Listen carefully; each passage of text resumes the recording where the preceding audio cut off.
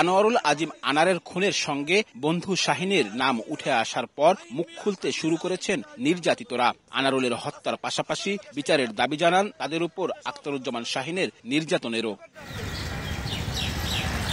কলকাতায় ঝিনাইদহ ৪ আসনের সংসদ সদস্য হত্যার খবর নিশ্চিত হওয়ার ১২ ঘণ্টার মধ্যেই প্রকাশ্যে আসে মূল পরিকল্পনাকারী হিসেবে তারই বন্ধু ও ব্যবসায়িক পার্টনার আখতারুজ্জামান শাহিনের নাম। গোয়েন্দা তথ্য বলছে, ব্যবসায়িক দ্বন্দ্বের জেরে ভাড়াটে খুনির মাধ্যমে নির্মমভাবে তাকে হত্যা করা হয়। এরপরই প্রকাশ্যে আসতে শুরু করে শাহিনের মাদক ব্যবসা, চাঁদাবাজি, হত্যা, স্বর্ণ চোরাচালান, হয়রানি সহ নানা অপকর্মে বছরের পর বছর কোটচাঁদপুর সহ পুরো ঝিনাইদহে প্রভাব বিস্তারের তথ্য।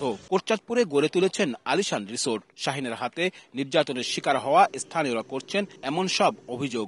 বর্তমান চেয়ারম্যানের ভাই শাহিন মিয়া আপনার চাঁদাবাজ, বড় মাফিয়া, এমন বড় মাফিয়া মনে করেন নেতারা, মনে করেন আওয়ামী লীগের নেতারার মুখে নাম নেস্টি ভয় পায়। আমরা শাহিন মিয়ার দ্বারা নির্যাতিত, তার বাহিনী আছে, পোষা বাহিনী, বাহিনীর দ্বারা আরো মনে করেন ক্ষতিগ্রস্ত করে যদি ক্যাডার আছে মস্ত, এই মস্ত জন্য আমার এই হাত এই পা গিয়েছে। শাহিন আমার এই অবস্থার জন্য দায়ী। সে বিভিন্ন জায়গাতে লোক ভাড়া করে নিয়ে এসে এখানে কুপাকুপি করায়। সব মাদকের ব্যবসা, চোরাচালানি সব এই শাহিন মিয়া।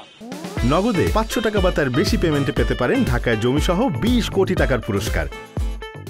কিছুদিন আগে কোটচাঁদপুর পৌরসভা নির্বাচনে তার ভাই সেলিমকে বিজয়ী করতে প্রভাব ছিল শাহিনের, এমন অভিযোগও রয়েছে। তবে হত্যাকাণ্ড কিংবা অন্য কোনো অপরাধে তার ভাই আখতারুজ্জামান শাহিন জড়িত বলে মনে করেন না পৌর মেয়র। আমার সাথে তার ওইভাবে কোনো কানেকশনও নেই, আর ওই ভালো মন্দ এটুকুর বাড়ি সেরকম কোনো কথা আমার সাথে বিগত ৩ বছরের মধ্যে হয় না। আমি তো ঠিক মনে প্রাণে বিশ্বাস করতে পারছি না সেভাবে যে ও এরকম একটা কাজ করতে পারে, এটা আমার বিশ্বাসযোগ্য মনে হয় না।